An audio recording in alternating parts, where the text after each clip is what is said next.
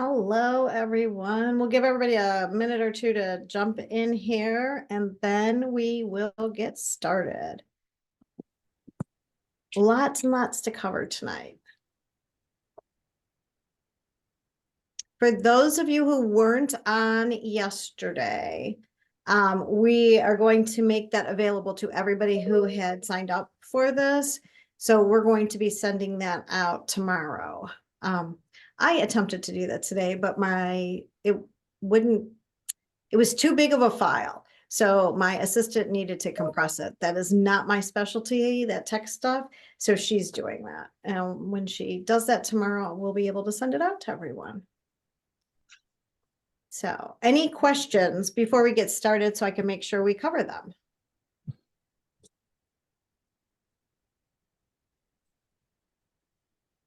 No questions.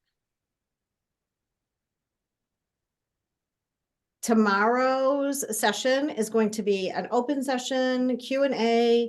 If you and your son or daughter already have a resume, partial resume, ideas for a special project, you want to discuss that, you want to talk about certain schools, tomorrow is Q&A.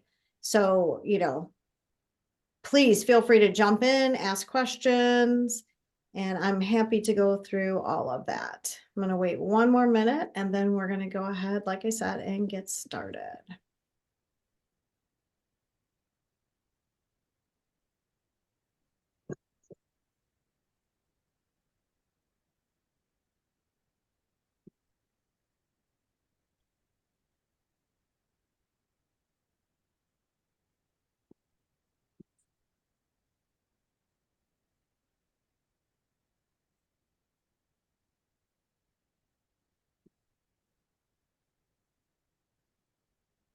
All right, so let's see here.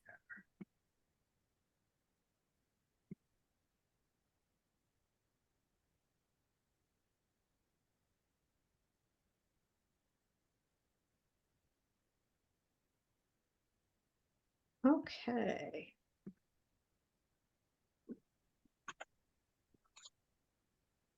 Oh, did you? Okay. Thanks so much. You did get it today. Okay. Well, the only thing I can say is my assistant, I think she was working on it today from home. She's fabulous. I'm very, very fortunate that I have the staff I have because they are on top of things. They just go above and beyond and they just keep doing work and it's fabulous. They're amazing. So I'm good. I'm glad that you were able to get that today. So I am going to share my screen and I'm going to hope that we get to the right place here relatively quickly. Of course, that would have been too easy to ask for. So let's go here. Okay, everybody can see our logo here, Kelly MacLean Achievement Center. So I started the company 12 years ago, and I'm going to give you a little bit of my background. The group that most of you belong to is the College Made Easy group, and I started that to help parents and students just get more information more quickly.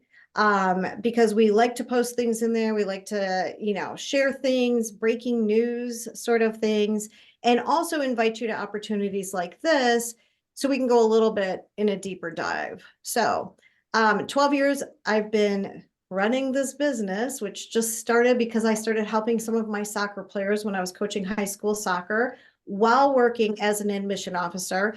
I also worked in financial aid for 1 year. We've had over 10,000 students come through here. Most students recoup 4 to 10 times their investment in what they spend with us. Our average ACT scores go up 4 to 8 points. Average SATs go up 150 to 350 points. And just as a little side note, I have 5 children between my husband and I and 2 grandchildren. Only 2 of the 5 are biological children. One of them started as a foster daughter at age 13. She's now 37. And she's the one who made me a grandmother. And my husband's 32-year-old daughter just made him a grandfather. So those are our 2 grandchildren. So let's talk about the dream. So we imagine we're going to send our kids off to college. They're going to sit around and like have these great study sessions and be laughing and have a great time. And they're really going to have that experience we want for them, that it's going to be a very positive experience, and they're going to meet people that will be lifelong friends and so forth. We then imagine that they're going to graduate cap and gown, they're going to graduate on time, and then we see them getting the job offer. And, that's our hope for our children. And, admittedly, it's a great positive hope. And part of the reason that we as parents have that dream, now keep in mind, I've got 5 kids, is so that we can enjoy ourselves afterwards, right? If our kids are happy, healthy, self-supporting, what are we going to do? We're going to be able to spend some time together, maybe take those vacations, take up a new hobby, do the things that right now you're putting all your focus on your kids, maybe on a job, and you don't have time to do those extra special things. And so we see ourselves down the road that that's going to be our goal, right? We're going to be living the good life. They're going to be happy and self-supporting, and life's all good. Unfortunately, not always the way it goes. So yesterday we talked about this. Graduation rates are listed within 6 years, not 4 years. And you can see from this graph that, kids aren't graduating in 4 years. The majority of students don't graduate in 4 years. And when I worked in college admissions, I just couldn't fathom. At the time I was a single parent, I had 2 children, my biological children, my foster daughter was already in college. And I was like, oh my gosh, like, what am I going to do? Like, if they don't graduate in 4 years. And that was kind of what really prompted us, or really prompted me, to start helping my soccer players I was coaching and start saying, hey, you guys need to think about this. You need to do this. And all of a sudden their parents were like coming and asking questions. And then they started to refer total strangers to me. And that's kind of how the business was born, because I don't think, well, I know I didn't think until I worked in college admissions that kids weren't graduating in 4 years. And yet that is the sad reality for a lot of students. The other thing that was shocking is 62% of students report anxiety and depression, and 61% of college students change majors, some as many as 3 times. And I don't tell you these stats to send waves of fear. I tell you these stats so that you can help your child prepare better than our education system currently helps them prepare. They're not addressing the fact that our economy, our society has changed exponentially.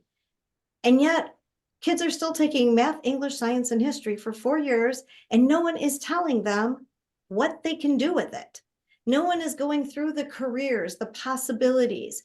Most high school students can name somewhere between 12 and 19 careers, but they can't describe them adequately. They can't tell you what the pay rate is. They can't tell you if that pay rate can afford their lifestyle. And I know this because I work with students, and they really just don't know what they don't know. And they don't know how, hang on one second. If everybody could make sure that they are muted, because we're picking up some extra noise, but they don't know what college majors are available to them. So when they go off to college, oh gosh, the guy down the street, or the guy down the dorm room, he's doing something that he really likes. Maybe I should do that. Maybe I should change my major. Changing your major can be costly. And if you're just doing it based on what a friend's doing, chances are it might not be a good fit. So I think it's really important that in some way, shape, or form, we help students find what is their path, what would they be passionate about, and to better understand not only what do those professionals in the career do and what I like doing that, but also what's the path to get there. And from college to college, that can vary. And what's the income? Will I be able to support myself when I'm done? And it gives you an opportunity too, when discussing this with students, it gives you an opportunity to talk about, is there a big enough return on investment for what you're thinking about spending on a college? Yesterday, we talked about the fact that colleges have to fit in 3 ways. Academically, they have to have the program to get you to that ultimate career. Socially, they have to be a great fit. It's got to be home. You have to love being there. You have to be able to find like-minded people who share your interests, your values, and so forth. It has to be an environment where you're going to be able to find space to chill out and relax after a tough test, where you're going to feel comfortable being around, other people a lot of the time. So that's really important. And then the third way is financially. And so when we look at some majors that don't pay well, elementary education, let's talk about the return on investment. If you're going to an in-state school, might be a great opportunity. If you're talking about a private school, though, where tuition's 80 grand a year, is it worth going $320,000 into debt for a career that might pay $35,000 a year? Like, that doesn't seem to make sense. And unfortunately, most high school students have never even considered it in that perspective, never even thought about it.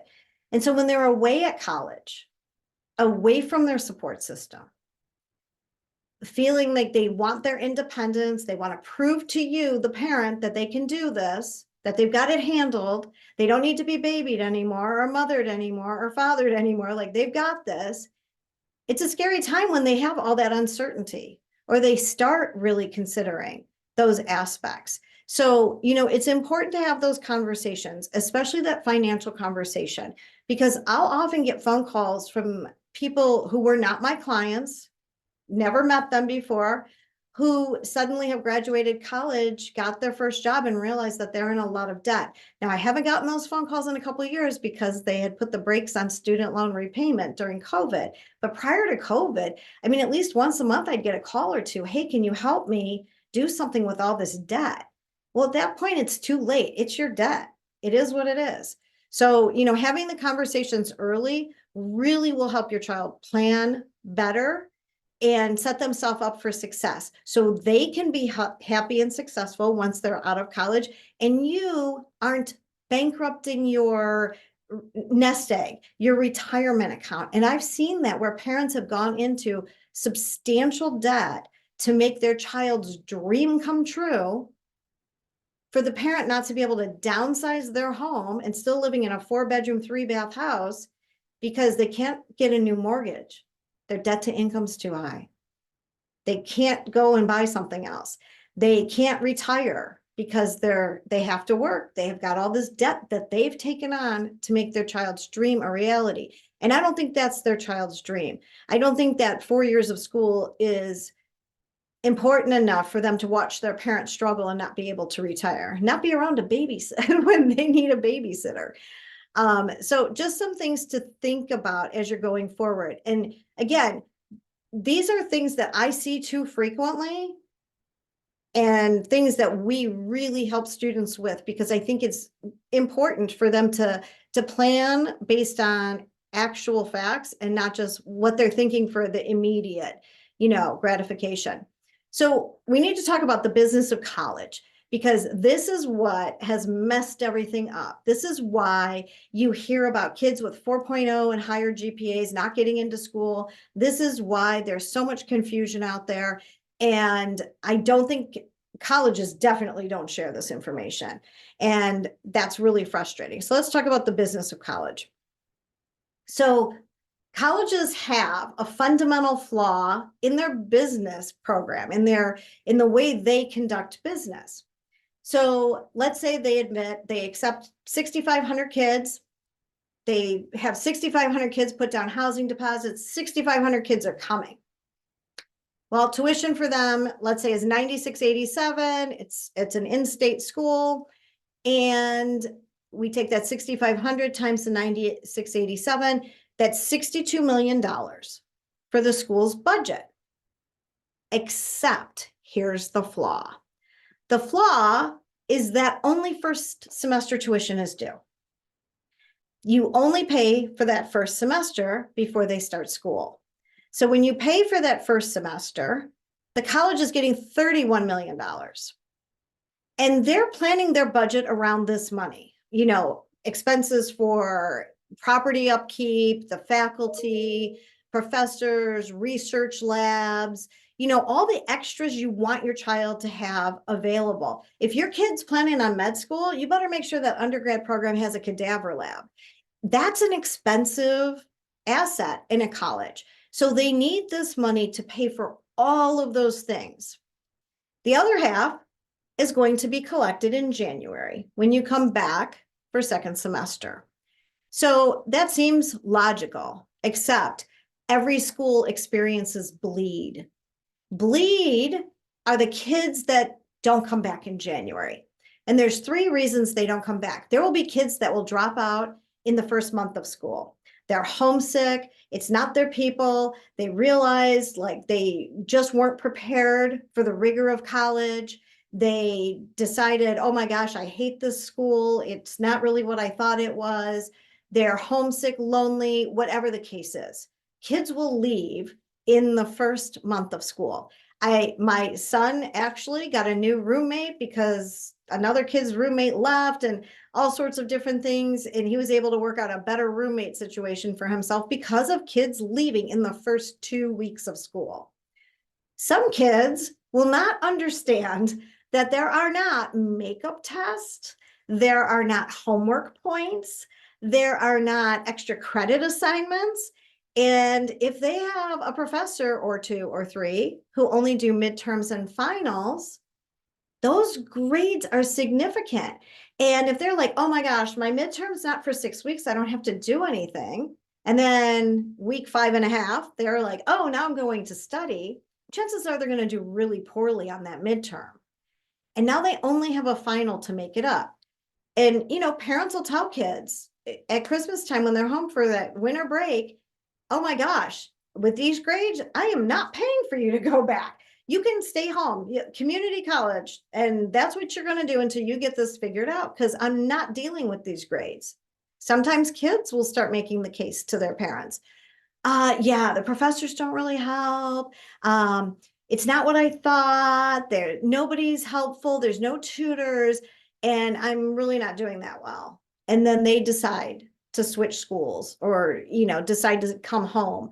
And so as many as 30% of freshmen will leave school. And some kids are asked to leave just because their grades are so poor, they didn't attend class, things like that. 30% of that is 1,950 kids or almost $10 million. Now that school doesn't have $10 million second semester. Nobody new is signing up to come in January. So now they're short $10 million. This happens across the board. Every school experiences bleed. Maybe not 30%. I personally think that number is a little high, but that's according to education data. So how do they minimize their loss? How do they make sure kids are going to stay? And this is what most people don't realize. So we know you're going to stay if your track record shows us that you're capable of handling college classes. GPAs in the last 10 years have become so inflated, especially during COVID. They were handing out 4.0s because they weren't prepared, realistically, they weren't prepared to teach online, to have all of the tools needed, for all of the students to have all of the tools needed. So a lot of kids were getting grades that were not a realistic interpretation of how prepared they were, of how well they were actually doing. So schools up until that point had also relied heavily on ACT and SAT scores. Well, the state of California went 28 months without a test being able to be administered because of lockdowns. So you couldn't tell California kids, oh, well, you can't apply, you don't have a score. So everyone went test optional to make it accessible for students to apply, for rural students who weren't able to get to a testing center to be able to apply, for inner city students who might not have transportation on an extra Saturday to be able to apply.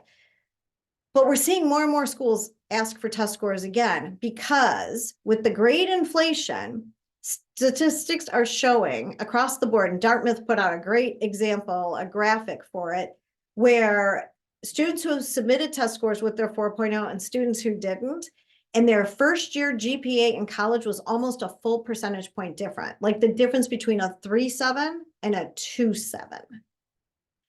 I mean, that's huge. Some colleges take students with lower GPAs routinely. It's part of their business model. Some colleges then, because they do have students coming in who didn't perform as highly in high school, they provide a lot of resources for those students. They may have more tutors on staff. They may have more academic advisors. They have more systems in place so that those students can do really well. We work with a lot of those students who maybe weren't high performing in high school. Maybe they were diagnosed with ADHD late in school. Maybe they were diagnosed with dyslexia late in school. Maybe they just didn't get it together until junior year. And so their GPAs are lower. But we find schools where they're going to get the support needed to be highly successful. But when you look at the really selective schools, they're counting on you not needing work. Their budget isn't being allocated towards tutoring and extra academic advisors. That's not their business model. So GPA alone isn't cutting it for them to bring in the students who are going to be college ready and not need additional support. So that's why we're seeing more and more colleges starting to make that shift back to wanting test scores. They look at the rigor of coursework. They want to see that you've had AP and IB classes early in the process, not waiting till senior year. And when they're assembling their class, they're putting together basically a little city. Who do we want in our city? We don't need 6,500 mayors, but we do need 6,500 people who will be involved. So they are looking for leaders, but they're also looking for kids who are going to volunteer, kids who are going to participate in sports, theater, different activities, so that they have a well-rounded campus that can appeal to a lot of people. Their city needs to be vibrant and have a lot of variety and diversity, and not just in the typical ways we think of diversity, but in activities, in interest, in what they're going to contribute to the campus. They consider intended major heavily in their decisions on who they're admitting, because does your intended major, does it make sense? So I had a girl a few years ago, several years ago now, actually, she wanted to go into business. Well, when you look at selective majors, it's engineering, then business. Some schools, it might be business if they don't have engineering. So her grades weren't the best. Her test scores matched her grades pretty well. And so the dad said, let's have her apply to romance languages, because nobody applies to that. She should get in. And I'm like, no way, they're going to see right through that. She has nothing on her resume that would indicate she has any interest. Nothing, not even a hint. She's never participated in theater. She's never been in a Shakespearean play. Like there's nothing to hint. She hasn't taken a romance language. Like there is nothing. And he's like, no, this is the way we have to apply here, because she's not going to get in otherwise. I said, she will definitely not get in applying romance languages. She didn't get in. And they thought they were going to backdoor the system, as if admission people weren't smart enough to see that. So, if you have an intended major, there should be some qualifications throughout your transcript, your resume, that indicate like this makes sense. This is the next logical step for a student. And they look for that cohesive application, so that they really get to know who the student is, that it's not like, oh, they look like this. Oh, wait, where did that curveball come from? What's this over here? Like, why are they talking about this? They want to know, like, it makes sense. So that's how they try to minimize their losses. That's how they try to ensure they're not going to have 30% of kids leave, because they need that $10 million second semester. They're not closing dorms. They're not firing faculty. They're not getting rid of programs. They need their budget met. So that's the business of college, and why this has gone so crazy, and why they're looking at these factors. And while they say it's a holistic look, let's face it, if you're going to need tutoring, you are an extra expense. You are an extra expense while you're in the school, and you could be even more of an expense if you end up leaving early. So they're really looking at grades and test scores, number one. So how do you make it work for you? We know what they're doing. So now how does that look for you and your student? How do you make sure? So you want to review the classes you're taking in high school. Are they the right classes? And when I say that, it's not right in like oh, what do they want to see? It's, are they right for you? Are you earning A's? Are you capable in the coursework that you're in?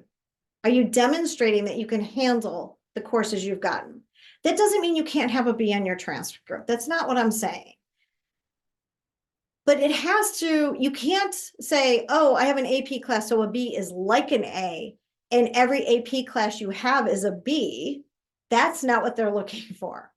Also, if you're thinking engineering, did you take physics? Did you take calculus? Are you taking more STEM classes than humanities classes? Does it make sense? So when you're starting early like that, subject tutoring, I feel, is so underused because students have this perception like, oh, if I have to get tutoring, I'm the dumb kid. And nothing could be further from the truth. I tell students all the time, in college, kids who earn A's in college, they're getting tutoring. They're going to study groups. They're getting extra help. They're meeting with professors.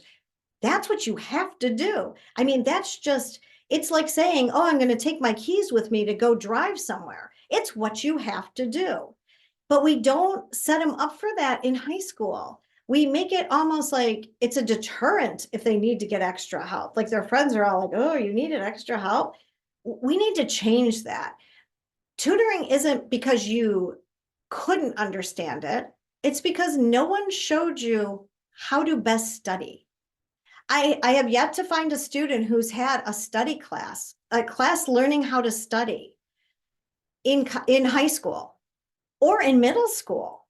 And yet they've progressed extensively in like the rigor of the work. Shouldn't we learn better study skills? I'll give you an example. The number of students who are really good in history, when it is regular history, honors history, and they're memorizing who did it, when they did it, the years, where they did it, the place, who else was there, why they did it. And then they go into an AP history. And all of a sudden it's like, oh my gosh, this is so hard. Like, this is crazy. And it's because I'm not seeing teachers teach them one simple thing.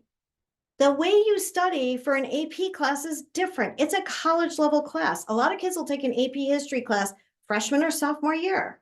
Are they really ready for college level classes without some additional instruction? No. There's a tool out there called a spice chart. A spice chart is like, what were the social ramifications? What were the political ramifications of this? How did it change politics? How did it change the environment? How did it change the culture? Like, there's so many little pieces, and it's more about understanding when they did this, why they did this, all the effects it had. And kids aren't taught to study history that way. And when you use a spice chart to document those different things, it becomes a piece of cake. It is a breeze. It is life-changing. And so study skills and subject tutoring isn't because students aren't capable. It's because no one showed them the easy way to do it. It's as simple as that.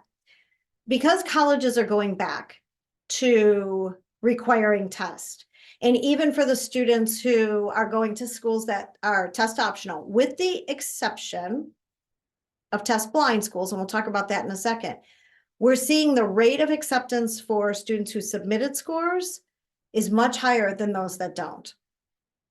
I think every student should participate in some form of career exploration. Nothing makes me happier than when we send a kid on a shadow and they meet with a professional. And well, it makes me really happy if they come back and go, oh my gosh, I don't want to do that job. You know why? Because they almost headed down the wrong path. Because in their mind, the perception of the career was like, oh yeah, I want to do this. It's going to be just like this. And then reality, when they got to talk to them and we give them a list of questions and they ask the questions and it turns into a conversation and they're like, oh, I didn't know you had to do that. Oh, you spent how much of your day doing that? Oh, well, do you do this? Oh, only once in a while? Okay, what a great place to be while you're in high school to figure out that it's not the right career. But I want more excited when it is the right career. And they're like, oh my gosh, like this is it. Like I know, like I love this and this and this. And they told me this and they told me this. That's a great thing. And then finding that perfect college based on your goals. Remember, academic, social, and financial to make sure they're the right place. And that can be multiple schools. You should have a list of at least 5 to 7 schools that are the perfect school for you, in addition to the ultra reaches, and in addition to maybe a couple safeties that, you wish they had a little bit more of something.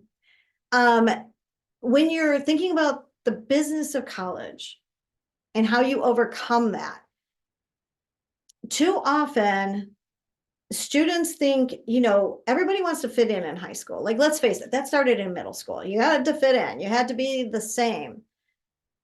But for college applications, you want to be unique. Kids haven't thought about how they're super unique. And so they really, it takes a little bit of coaxing to figure out how they can make themselves stand out and be unique. Getting the letters of recommendations that will help them stand out. We talked a little bit about resumes yesterday, mentioned it. We're going to talk about that more today.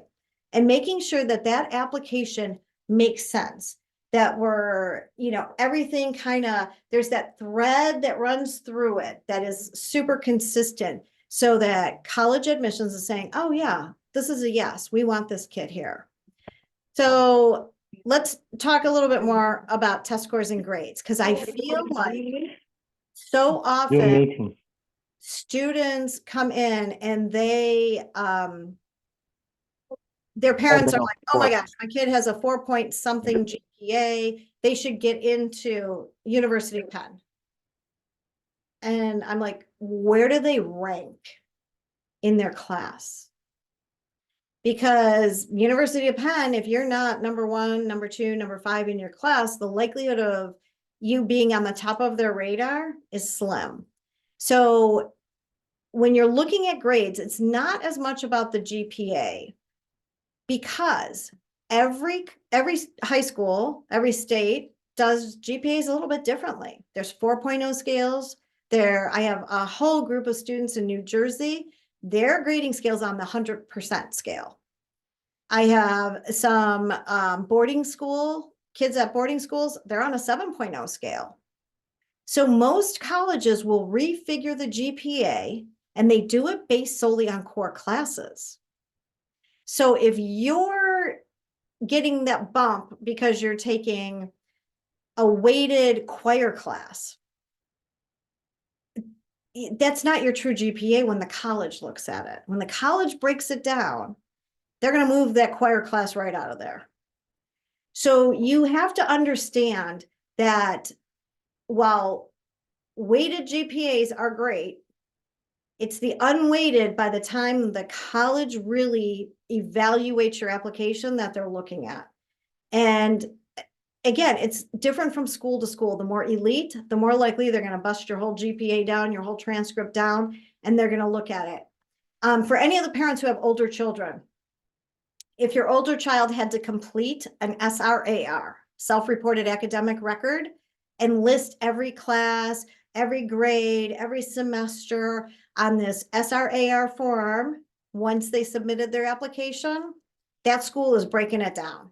They are not taking your kid's GPA. They're going to figure it out for themselves on the classes they feel are most important. So students need to know that. You need to know if you have a 4.1, but the 0.1 is because you have a weighted choir class or a weighted art class. Do you really have a 4.1 in the college's eyes? Probably not. So it's important to understand that, because I told everybody when I first put this out in the Facebook group, one of the biggest things we were going to get to in this masterclass is the big E. And the big E is expectations. because I believe students should have reach schools. I feel like they should have a target that would stretch them immensely. But I also feel like they should understand the expectations. And I'm in a lot of Facebook groups, in different admission Facebook groups across Facebook.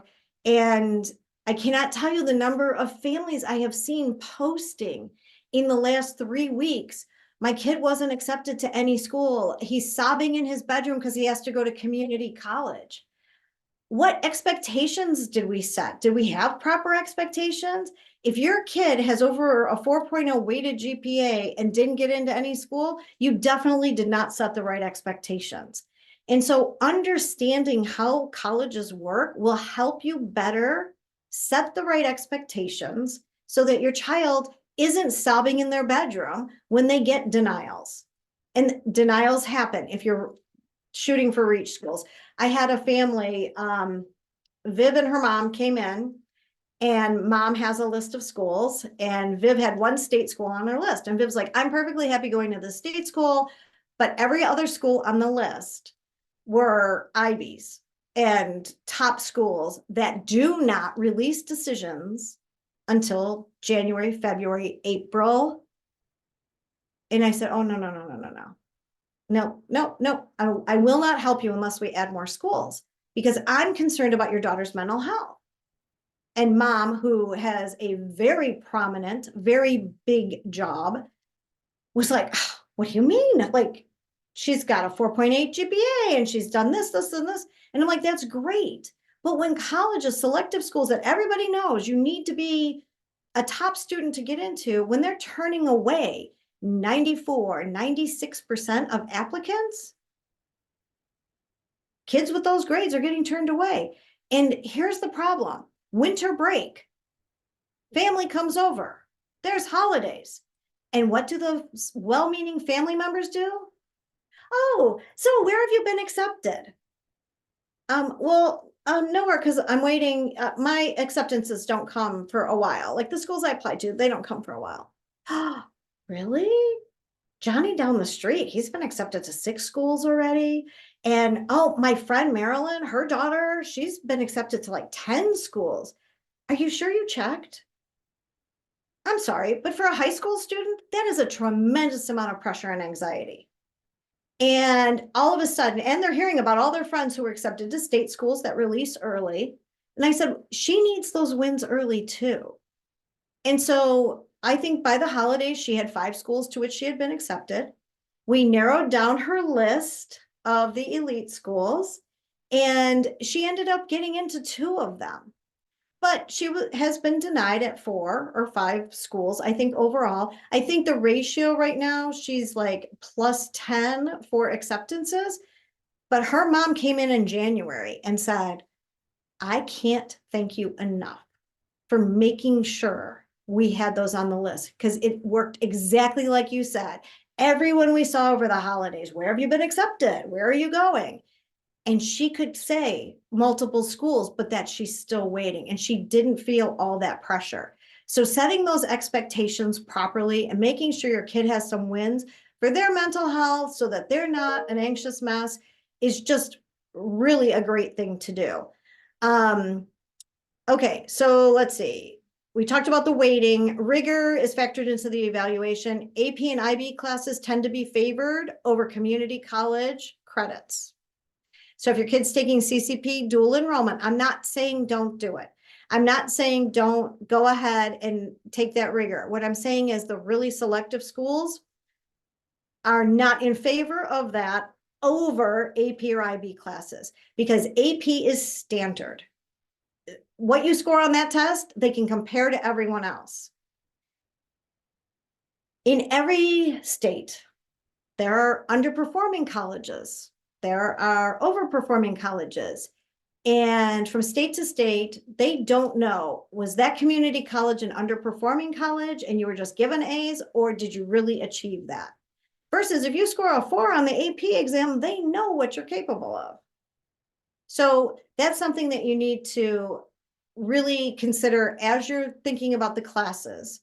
that your child's taking? Like, what's the end goal? Because if the end goal is a bunch of very selective schools, you've got to up this level throughout. Rank. A lot of high schools don't discuss rank. They don't actively publish rank. But the counselors send a school report with the transcript and their letter of recommendation to the college. And on that school report, there is enough information about the percentage of students with this GPA and up, percentage of students with this GPA and up, that colleges can figure out where you fit. They can figure out like where that rank really is. And for the really selective schools, rank is huge. It's absolutely one of the top factors for the really selective schools. I mentioned before, A's are the goal. B's are not the same as A's just because they're weighted. Because again, when they break that down, I have some schools where an honors class rates as a 5 on a 4.0 scale, and an AP class rates as a 5. I have other kids in high schools where their high school doesn't give a bump for honors, and they only give a 4.5 for an AP class. So how do you compare those two kids' GPAs? You strip all the weighting down and you just look at what are the A's and B's. And that's the only way they can compare student to student to student. A rough start freshman year can be overcome. You can get into great schools even if you had a rough start freshman year. Sophomore slump is more difficult to overcome. When you're submitting your grades, you're submitting through the end of junior year. Some schools will ask for first semester of senior year, but those junior year grades are really the make or break. And if you had a sophomore slump, it doesn't give you much time to really get that GPA back up versus freshman was low and you've been trending upwards for 2 years. And California schools minimize freshman grades. So you really only have sophomore and junior. And if half of them were bad because sophomore year wasn't good, that's a problem. So you need to know like what the schools are looking for so that you can prepare properly. But now I'm going to tell you a horror story. So when I worked in college admissions, I attended all sorts of college fairs, and they'd line us up table to table to table. Parents and kids would come walking by and grab flyers, ask a couple questions, and be on their merry way. And I was next to a guy who was from a selective school. And this mom and daughter came up, and the daughter's kind of hanging back a little bit, and the mom's picking up information. And the guy said, "Oh, what are you interested in?" And the girl told him, and she said, "But I only have a 3.5 GPA, and I know, when I look at online, your school takes a higher GPA, so I don't even know if I could get in." And the admission person said, "Oh my gosh, you know what? We take a holistic look. What else are you involved in?" Mom started rattling off, all the great things the kid did. And the guy's like, "Oh, absolutely. Definitely apply. Here's my card. Make sure that you apply." So they walked by. And once they were out of earshot, I looked at him knowing that there was no way. And I said, "Did you guys change your acceptance policy?" He's like, "No, why?" I go, "There's no way you're taking that kid." He goes, "Oh, no way. She's never getting in. But we need to get applications up so that our selectivity goes up. So I have to get applications up, and that's all I'm worried about." And it was that night I came home, I told my husband, "I am quitting this job. I am not going to keep doing this. I can't even be involved in this where they're going to outright lie to kids just to get their applications up." So when I'm telling you to find out how they approach this, check the college data sheets, check on their actual website what they prioritize, because often admissions are tasked with getting heads in beds, and some people are going to, that's their job. We need to get applications up. They're doing what they're told. And so you don't want to just assume because someone handed you their business card that your kid's in. Oh, and the mail you get has nothing to do with college admissions. College admissions is not sending your kid that mail. They have a marketing department. The marketing department pays for names and addresses from ACT, SAT, a couple other organizations, and then they mass mail them. So I created an account for my dog. My dog, who has no grades, no test scores, and barks every time we're in the car. We get emails and like beautiful books. Oh, Vanderbilt, send him a book. We really see your potential. I'm like, really? I can't get him to shut up in the car. You see his potential? Really? So don't be confused that that mail's coming from admissions and they know something about your kid that they want them. No, your kid met some metric they set up with an organization and they bought your kid's information. So don't assume like, oh my God, we get so much email and mail. Like I know they're getting in. Don't assume that. Okay, test optional versus test blind. California schools, state schools are test blind. They won't even look at a score. Test optional, they'll look at scores. And don't think that they're not, if I've got two kids look similar on paper and one has a score that proves they are really that good of a student and one didn't send a score, it's human nature to make some assumptions. It just is. And could that assumption be, gosh, how bad was the score? They didn't want to send it. So that has to be taken into consideration. Super score. Not all schools take a super score. Super score is when maybe you take the math from your last test because it was the best math score that you've had, and you take the other scores from another test and put them together to create a new composite score. Not all schools take a super score. So just be aware, you want to check, because so many times kids are in here and they're like, oh yeah, my super score is this. I'm like, you're applying to 3 state schools that don't super score. Oh, I didn't know that. So it's really important to, again, know what they're looking for. To have your best success, know what the middle 50% numbers are for the school, be in the top 25. That's where you can confidently start discussing with your child, like, this is where this fits. Like, is it a reach still? Is it more of a target school? Because I see too often kids are at the bottom of that 50% and think, well, I'm in the middle 50%. I'm sure I'm going to get in. They're not accepting everyone who meets their criteria. They're not accepting people. MIT turns down, they reject kids with perfect SAT scores, perfect ACT scores, reject, flat out, done, rejected. So it's really important that you understand how this works so that you can kind of start checking off these boxes. I always tell students, start taking the ACT by the end of sophomore year. It's a lot less pressure for your kid. College seems so far away. Okay, and I got plenty of time to take it again. Take it the end of sophomore year. Know where you're at. And now you can strategically plan. Oh gosh, I'm a fall athlete. I can't take it in the fall. I probably need to take December before I get one more chance in the spring. That makes a lot more sense than taking the school offered test for juniors, typically in second semester. Because if you don't score well, your kid's back is against the wall. Applications open August 1st. You need to consider that when you're looking at when should they start prepping for test? When should they take a test? You know, every kid's different. Every kid's goals are different, plans are different.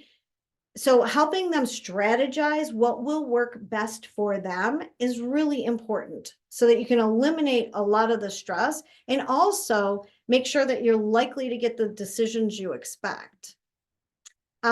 We talked about more schools are going back to test scores. Students with test scores were accepted at a higher rate than students that weren't. Okay, let's talk about resumes. So Scott did all of this while he was in high school. Scott only had a 3.4 GPA. Scott got into 12 engineering programs.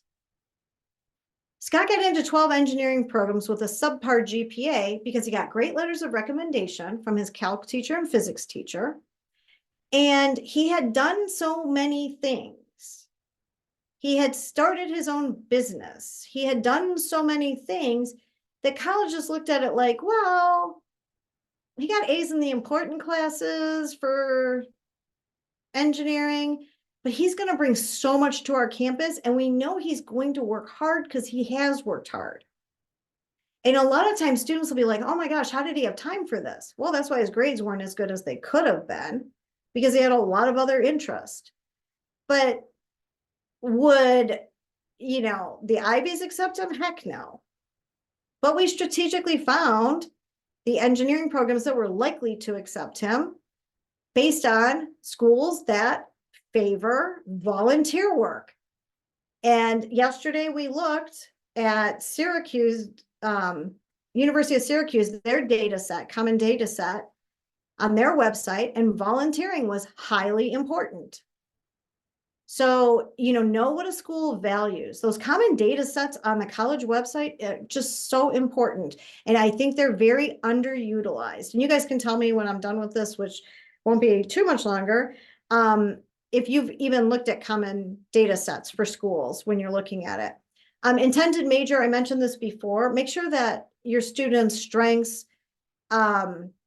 really indicate that this is a good major for them. Make sure that you know the numbers, who's getting into that major.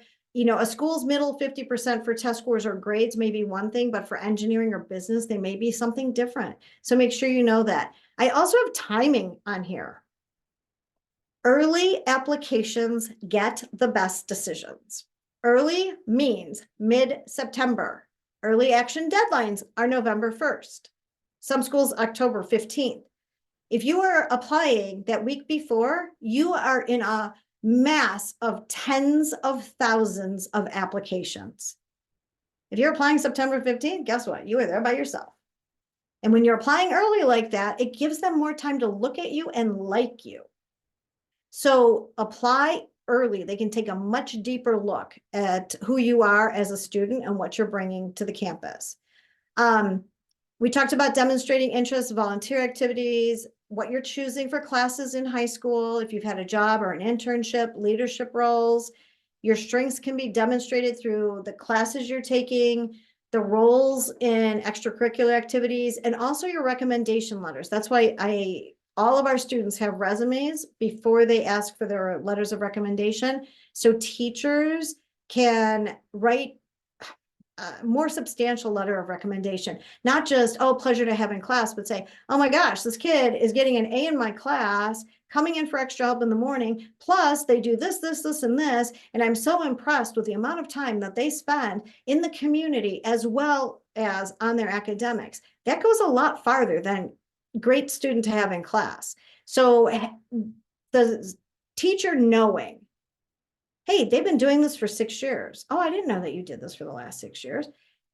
They're going to really show more about your student in that letter of recommendation than if they didn't see that resume, because they can't remember what all of their students have done. Most parents don't remember, just like that. Hey, what has your kid done since freshman year?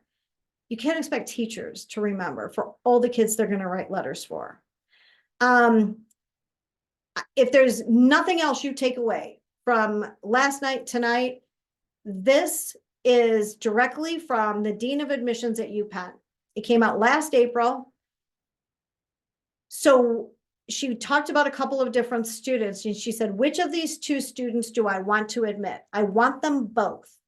But the reality is we can't have them both. There isn't enough room to say yes to every student who humbles us with their inspiration, who we know that would be the yes student on our campus.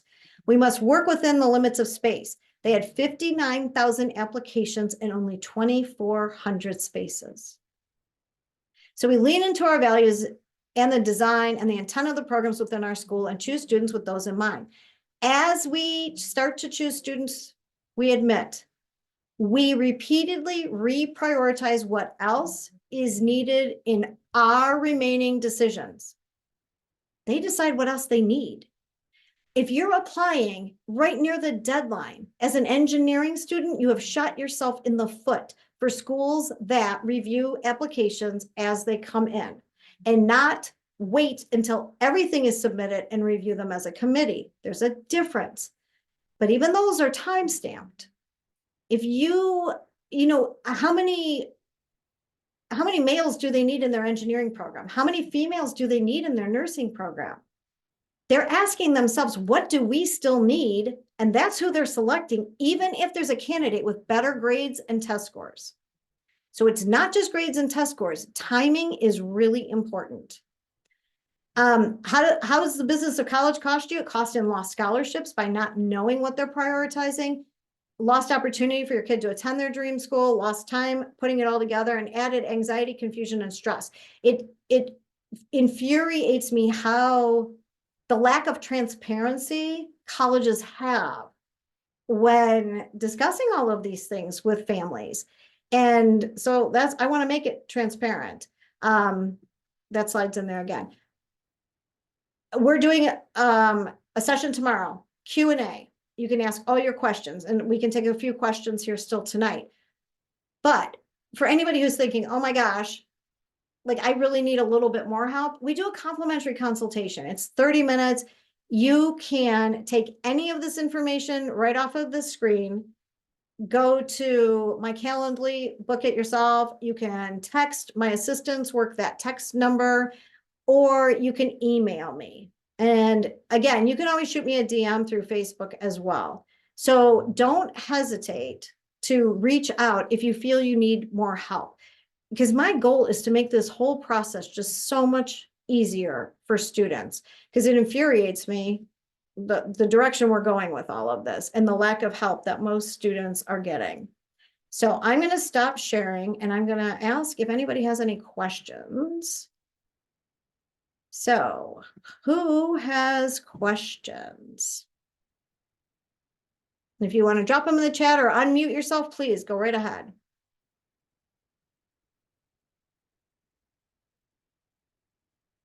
You guys are all quiet. No questions. Okay. Well, hopefully you'll have some questions tomorrow. Show up with resumes, ideas, maybe some colleges you want to talk about. What is a good ACT score? That's a great question, Krista. Top score is 36. Do you need a 36? No. So I'll give you some examples. It really depends on the schools you're looking at. What's the dream school and what's their middle 50%? So for instance, if you're applying to Boston College, you really need a 34 and above. If you're applying to Ohio State, a 31's probably pretty comfortable if you have a 4.0 GPA. So it really depends on where you're applying. If you are applying to Miami of Ohio, you can get in with a 25. It just depends on the schools that you're looking at. Oh, I sent that over to you. Chris, you didn't get it? Chris, can you send me a message with your email address in here? Because I had your mom's and I sent it there. And I think your mom told me yesterday she didn't get the link for this either. So I must have a typo in it. What if the kid is very gifted in academic, but, oh, you don't need sports. You just need to do something. Colleges prefer volunteer work to sports. Everybody thinks like sports rule. Not the case. Gifted in academics is really their ticket, but they want to see that they're willing to give to the community too. So Esther, I would highly recommend some volunteer work, community service. The more it's inspired by something that makes sense to them, something they want to do, the better. Instead of just checking a box and like, oh, Key Club at school told me to go to this place and then go to this place and do these things. Like, you know, what inspires them? What kind of volunteer work? What problem would they change if they could? And that's where you really want to, thanks, Krish, or Alpa, if it's yours. Okay. That's what you really want to do is like shows that it'll show something about them. It'll allow the college to better understand who they are. Okay. What other questions?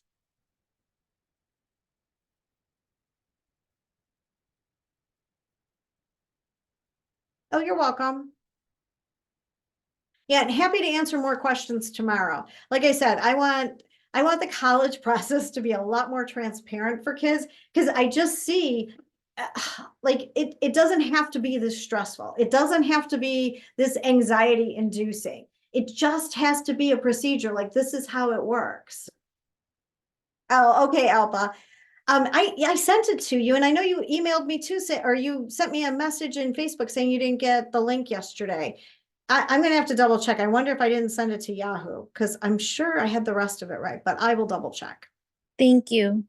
Absolutely, and I apologize that you didn't see that. Oh, Okay, any other questions? Okay, then. Well, my dog, who Vanderbilt sees a lot of potential in, is at home waiting for me. So I'm going to let you all go, and I'm going to head home and spend some time with him and my husband. And I look forward to seeing you guys all tomorrow night.